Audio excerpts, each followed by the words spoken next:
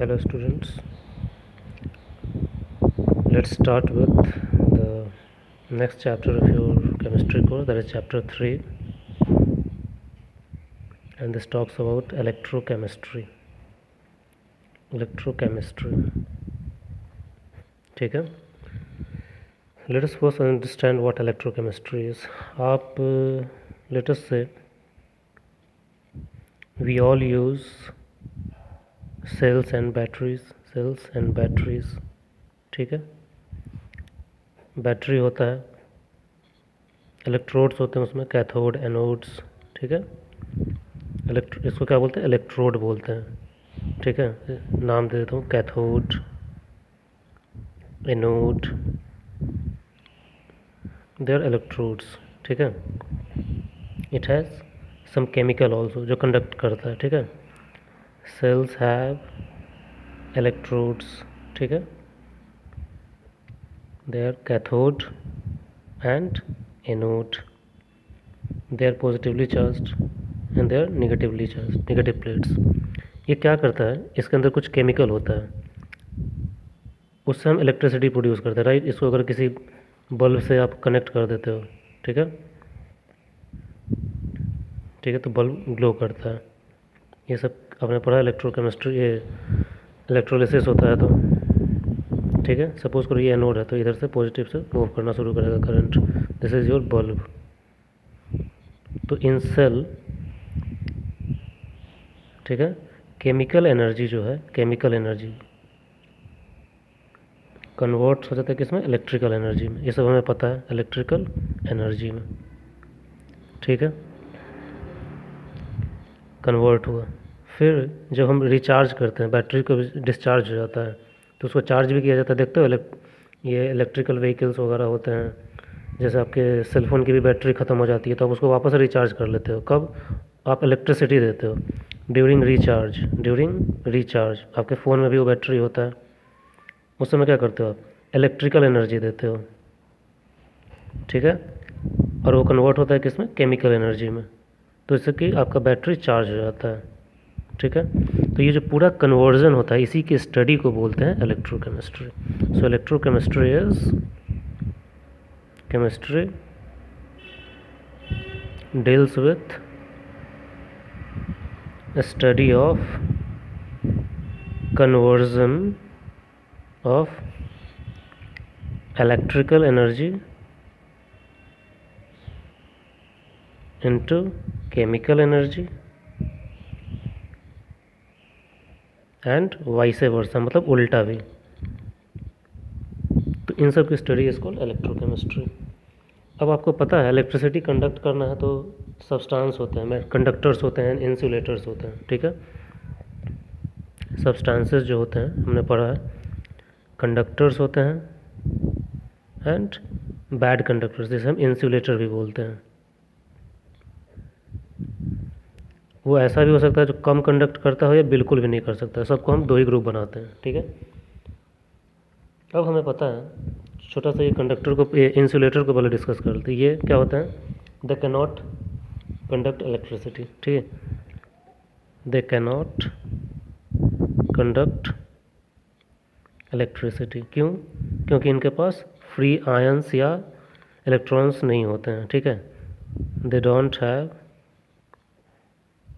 Free electrons और ions to conduct electricity. छोटी सी चीज़ है, इसमें हम बहुत ज़्यादा डिस्कस नहीं करेंगे, कई बार ये सब चीज़ें आ चुकी हैं. जैसे कि रबर होता है, प्लास्टिक होता है, ग्लास है, ये सब इलेक्ट्रिसिटी को कंडक्ट नहीं करती हैं. ठीक है, अब बहुत सारे केमिकल में भी सब्सटेंसेस होते हैं जिनको इलेक्ट्रिसिटी कंडक्ट मतलब वो नहीं कर पाते हैं. ठीक है, उनको हम बोलते हैं नॉन इलेक्ट्रोलाइट्स. जैसे कि शुगर सॉल्यूशन, ग्लूकोज का सॉल्यूशन, यूरिया का सॉल्यूशन, ये सब भी इलेक्ट्रिसिटी कंडक्ट नहीं करता है. तो they are also under insulators. लेकिन केमिस्ट्री में उनको एक स्पेशल नाम देते हैं नॉन इलेक्ट्रोलाइट्स. ठीक है, इंसुलेटर को आगे कंटिन्यू करते हैं. इन सम केमिकल्स, ठीक है, some chemicals such as sugar, ठीक है, फिर urea solution also don't conduct electricity, तो इनको हम क्या बोलते हैं, non electrolytes, they are called non electrolytes, मतलब बिल्कुल ही कंडक्ट नहीं करते हैं, तो दे आर नॉन इलेक्ट्रोलाइट्स। अब हम ये इंसुलेटर्स की बात की हमने, अब हम बात करते हैं कंडक्टर्स की, ठीक है। कंडक्टर्स में भी हम मोस्टली डिस्कस करेंगे इलेक्ट्रोलाइट्स के बारे में, केमिकल्स जो कंडक्ट करते हैं। एक तो होता है, कंडक्टर्स में दो होते हैं, कौन कौन से, मेटेलिक कंडक्टर्स और इलेक्ट्रोलिटिक कंडक्टर्स जो इलेक्ट्रोलिसिस करते हैं। केमिकल्स, इलेक्ट्रोलिटिक कंडक्टर्स जिनका आयोनाइजेशन होता है, जिनका नहीं होता है, दे आर नॉन इलेक्ट्रोलाइट। हमको इंसुलेटर में उनको देख लिया, ठीक है। मेटेलिक कंडक्टर्स कौन से होते हैं,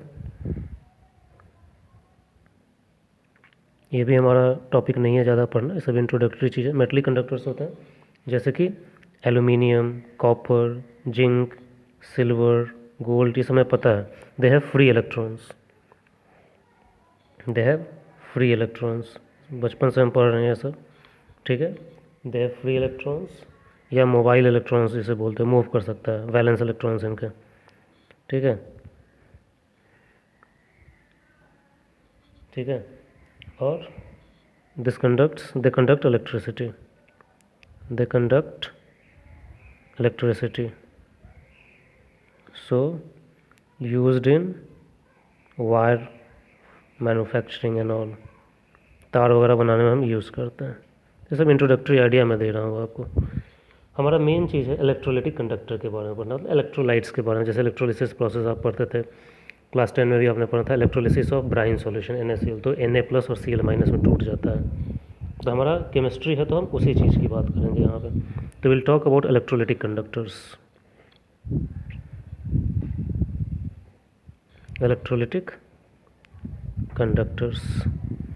अब इलेक्ट्रोलिटिक कंडक्टर्स क्या होते हैं, जो आयंस के थ्रू कंडक्ट करते हैं, ठीक है। इलेक्ट्रोलिटिक कंडक्टर्स वो होते हैं विच अंडरगो केमिकल चेंज, ठीक है, और conduct electricity through ions. Conductors which undergo chemical change under the influence of electricity, जब उनके अंदर इलेक्ट्रिसिटी पास किया जाता है तो उनके अंदर केमिकल चेंज होता है, and thus they conduct electricity through ions, ठीक है। जैसे एग्जांपल में ले लो, NaCl है, ठीक है, सॉल्यूशन है। अब इसके थ्रू आप पास इलेक्ट्रिसिटी, तो ये ब्रेक हो जाता है आयंस में, Na+ और Cl- में। दीज आयंस अब इसी इलेक्ट्रिसिटी को आगे कैरी करते हैं। दीज आयंस कंडक्ट इलेक्ट्रिसिटी, ठीक है। और ऐसे सॉल्यूशन जो इलेक्ट्रिसिटी को कंडक्ट करते हैं कॉल्ड इलेक्ट्रोलाइट्स। द केमिकल्स, जैसे NaCl सॉल्यूशन हुआ, the chemicals which conduct electricity are called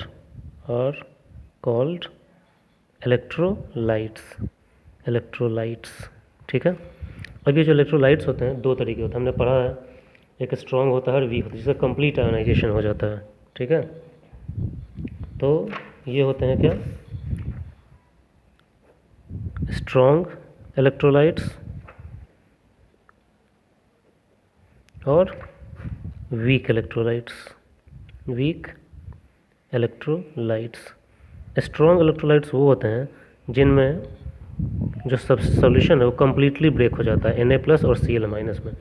NaCl जैसा कंबाइंड फॉर्म में कुछ भी नहीं रहता है, ठीक है, कम्प्लीटली ब्रेक हो जाते हैं वो, मतलब उनका डिग्री ऑफ आयोनाइजेशन जो होता है क्या है, कंप्लीट होता है, ठीक है, जो कम्प्लीटली डिसोसिएट हो जाते हैं। इलेक्ट्रोलाइट्स विच डिसोसिएट कम्प्लीटली, अरे यार,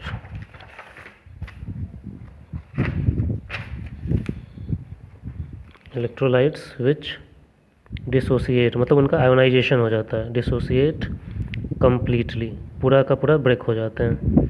एग्जाम्पल में NaCl, ठीक है, KCl, HCl, ठीक है, HNO3, H2SO4, H2SO4 anyways battery वगैरह में हम यूज़ करते हैं इसी कारण, ठीक है, NaOH, KOH, ठीक है, और NaCl BCl तो हम देख ही लिए सब, ठीक है, BaCl2, बेरियम क्लोराइड, फिर होता है एक NH4NO3, अमोनियम नाइट्रेट। तो ये सब कम्प्लीटली ब्रेक हो जाएंगे NH4 प्लस में, NO3 माइनस में, Na plus OH minus, K plus OH minus, H plus NO3 minus, H plus Cl minus, Ba2 plus Cl minus, ये कम्प्लीटली ब्रेक हो जाते हैं और इलेक्ट्रिसिटी को आगे बढ़ाते हैं। तो इनके से काफ़ी अच्छा कंडक्शन होगा। वीक इलेक्ट्रोलाइट्स वो होते हैं जो कम्प्लीटली डिसोसिएट नहीं होते हैं, ठीक है यार।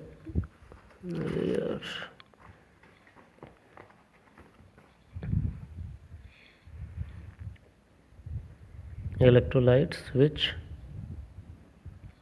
डू नॉट डिसोसिएट कम्प्लीटली, थोड़ा बहुत कंबाइंड फॉर्म में भी रहेंगे वो, डिसोसिएट कम्प्लीटली डिसोसिएट नहीं होते हैं। एग्जाम्पल में जैसे वीक एसिड बेस वगैरह नहीं होते हैं completely dissociate.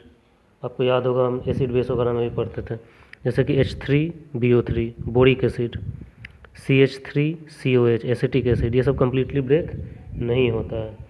NH4OH weak base होता है, अमोनियम हाइड्रोक्साइड, ये भी नहीं होता है कम्प्लीटली ब्रेक, ठीक है। हाइड्रोजन साइनाइड HCN, तो ये सब वीक इलेक्ट्रोलाइट्स होते हैं, कम्प्लीटली ब्रेक नहीं होते हैं। तो इनसे कंडक्ट होगा इलेक्ट्रिसिटी लेकिन कम होगा, ठीक है।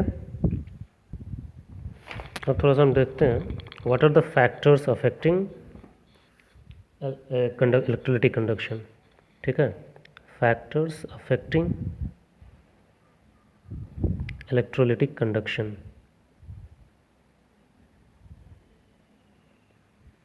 सबसे पहला factor is temperature. Generally temperature जब आप बढ़ाते हो, ठीक है, तो इलेक्ट्रोलिटिक कंडक्शन इंक्रीज़ करता है, क्योंकि बॉन्ड ब्रेक, हीट देते हो तो बॉन्ड टूटता है। In general conduction increases with temperature, conduction increases with increase in temperature. ज़्यादा कहानी नहीं पढ़ूंगा इसमें। दूसरा होता है, एक होता है viscosity, viscosity of solute solvent interaction. जो सॉल्वेंट मतलब सॉल्वेंट क्या है, मतलब जो लिक्विड मेजर पोर्शन होता है उसकी विस्कोसिटी कितना, विस्कोसिटी मतलब उनका आपस में इंटरेक्शन। अगर पानी है तो पानी के डिफरेंट लेयर्स आपस में कितने स्ट्रांगली एक दूसरे से, तो उनका क्या होगा, अगर सॉल्वेंट का इंटरेक्शन आपस में ज़्यादा है तो कंडक्टिविटी क्या होगी, लेस होगी। Higher the viscosity, higher the viscosity lesser is conduction, ठीक है। तीसरा होता है solvation of ions, solvation of ions. अब देखो ये सॉल्वेशन सबसे पहले समझो होता है क्या सॉल्वेशन। सॉल्वेशन का solvation means interaction between solute and solvent, solute and solvent, ठीक है। अब सपोज करो NaCl है, सॉल्यूट है, और ये वाटर है, सॉल्वेंट है। अगर इनके बीच में बॉन्ड बनाने की कैपेसिटी ज़्यादा है तो इसका आयोनाइजेशन कम होगा, और आयोनाइजेशन कम होगा तो कंडक्शन भी कम होगा। तो सॉल्यूट और सॉल्वेंट के बीच में इंटरेक्शन जितना ज़्यादा होगा उतना ही कम आयन बनेगा, तो इसके इंटरेक्शन को ही बोला जाता है सॉल्वेशन। तो आप क्या बोल सकते हो, higher the solvation lesser is conduction, क्योंकि इनके अभी आपस में इंटरेक्ट करेंगे तो आयंस में ब्रेक नहीं करेंगे। लेसर इज कंडक्शन सिंस मतलब बिकॉज लेस आयोनाइजेशन हैपन्स। तो ये सब कुछ कुछ चीज़ें हैं जो फैक्टर्स अफेक्ट करती हैं। ठीक है, अब हम लोग आएंगे इलेक्ट्रोलिटिक कंडक्शन को बहुत ही डिटेल में पढ़ेंगे। तो कुछ बेसिक रूल्स मैं आपको बता दे रहा हूँ जो आपने बहुत पहले भी पढ़ा है, कुछ बेसिक कॉन्सेप्ट्स। इसको जल्दी जल्दी पढ़ेंगे क्योंकि इसमें कुछ भी नया नहीं है। बेसिक कॉन्सेप्ट्स में सबसे पहला इलेक्ट्रिसिटी की बात कर रहे हैं, तो सबसे पहला कॉन्सेप्ट है ओम्स लॉ। ओम्स लॉ क्या कहता है? पोटेंशियल डिफरेंस डायरेक्टली प्रोपोर्शनल होता है किससे? Current flowing. जब हम इलेक्ट्रोड की बात करेंगे, इलेक्ट्रिसिटी की बात करेंगे, तो उसमें पोटेंशियल डिफरेंस आएगा ही, करंट फ्लोइंग थ्रू कंडक्टर। तो आप NaCl का सॉल्यूशन बनाए हो और उसके थ्रू आप पास कर रहे हो अगर ये चीज़, जैसे तो इलेक्ट्रोड का भी पोटेंशियल होता है। तो इन दोनों इलेक्ट्रोड के बीच में कितना पोटेंशियल का डिफरेंस होगा वो डिपेंड करेगा कि कितना करंट फ्लो कर रहा है। तो ये सब भी इंपॉर्टेंट होगा क्योंकि हम अब इलेक्ट्रिसिटी की बात कर रहे हैं। पोटेंशियल किससे डिनोट करते हैं? V से। ये डायरेक्टली प्रोपोर्शनल होता है I से। ठीक है, और कांस्टेंट हटाते हैं प्रोपोर्शनलिटी तो ये आ जाता है कांस्टेंट। इसी को बोलते हैं क्या? रेजिस्टेंस। This is resistance. ये पहले भी पढ़े हो, V = IR। This is resistance. Unit क्या होता है? ओम। ठीक है, इसको हम किससे डिनोट करते हैं? ओमेगा से। दूसरा आपको पढ़ना है स्पेसिफिक रेजिस्टिविटी या सिंपली रेजिस्टिविटी। ये भी आप पढ़ चुके हो, रेजिस्टिविटी और स्पेसिफिक रेजिस्टेंस आपने पढ़ा है। R = ρL/A। किसी भी मटेरियल का, जैसे आप एक वायर ले लो तो उसका रेजिस्टेंस किस पर डिपेंड करेगा? डायरेक्टली प्रोपोर्शनल L से, मतलब जितना लंबा वायर होगा उतना ही ज़्यादा रेजिस्टेंस होगा। और इन्वर्सली प्रोपोर्शनल टू एरिया, तो जितना ज़्यादा मोटा वायर होगा उतना ही कम रेजिस्टेंस होगा क्योंकि इन्वर्सली प्रोपोर्शनल है। And this is called rho is resistivity. तो this is specific resistance, rho specific resistance और रेजिस्टिविटी, यही होता है रेजिस्टिविटी। ये किसके बराबर हो जाएगा? R, ये इधर मल्टीप्लाई हो जाएगा RA/L, resistance into area divided by L। इसको बोलते हैं स्पेसिफिक रेजिस्टिविटी। और ये किस चीज़ पर डिपेंड करता है? That depends on nature of the material. This depends on nature of material. ठीक है, बहुत जल्दी जल्दी मैं बता रहा हूँ क्योंकि ये सब बहुत कुछ ये नहीं, आप पहले भी पढ़ चुके हो। एक और टर्म होता है कंडक्टेंस।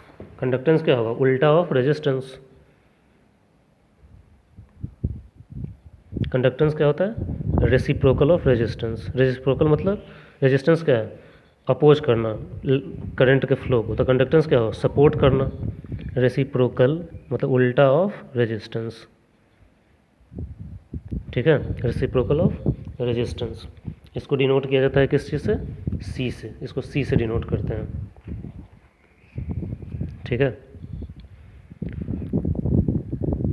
Denoted by C। तो C क्या हो जाएगा? 1/R। यूनिट क्या हो जाएगा फिर? इसका ओम होता है तो इसका ओम -1। ठीक है, उसी तरीके से रेजिस्टेंस देखा था आपने, उसके बाद देखा था स्पेसिफिक रेजिस्टेंस। अभी आपने कंडक्टेंस देखा, तो अब एक चीज़ और टर्म आएगा specific conductance.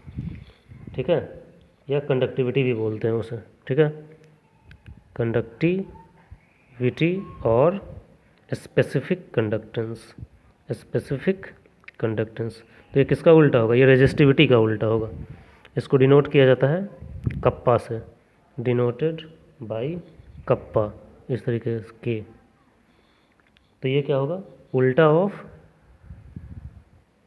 Resistivity, reciprocal of resistivity, क्योंकि कंडक्टिविटी है। अभी आपने रेजिस्टिविटी का फॉर्मूला निकाला था क्या? R/A/L। तो इसका उल्टा होगा 1/R/A/L, मतलब L/R/A। ये क्या हो गया? स्पेसिफिक कंडक्टिविटी, ये सॉरी स्पेसिफिक कंडक्टेंस या कंडक्टिविटी। ये छोटे छोटे टर्म्स है, ये आपको याद रखना है। ठीक है। अब इसको मैं इस तरीके से लिख सकता हूँ, K इज इक्वल टू, देखो यहाँ पे 1/r इंटू L/A, वही चीज़ है। 1/r को भी आपने पढ़ा है, क्या है, कंडक्टेंस है, तो ये क्या है, कंडक्टिविटी है। तो आप ये लिख सकते हो, कंडक्टिविटी और specific conductance is equal to 1/r क्या कहलाता है, कंडक्टेंस कहलाता है, कंडक्टेंस। और ये जो L/A होता है, लेंथ बाई एरिया, इसको एक नाम दिया जाता है, that is called cell constant. क्या कहते हैं, सेल कांस्टेंट। ठीक है, इस पे हम फिर से आएंगे, ये आपको ध्यान देना है। ठीक है, L/A is called cell constant. ये सब चीज़ें हम फिर से देखेंगे। ठीक है, अब कुछ टर्म्स और हैं जो हमें देखने हैं। ठीक है, जैसे कि इलेक्ट्रिकल इक्विवेलेंट कंडक्टिविटी और मोलर कंडक्टिविटी, वो टर्म्स हमें देखने हैं अभी। So let me close this video, introductory video, and I will make the second one जहाँ पे हम पढ़ेंगे उसे। Okay, thank you.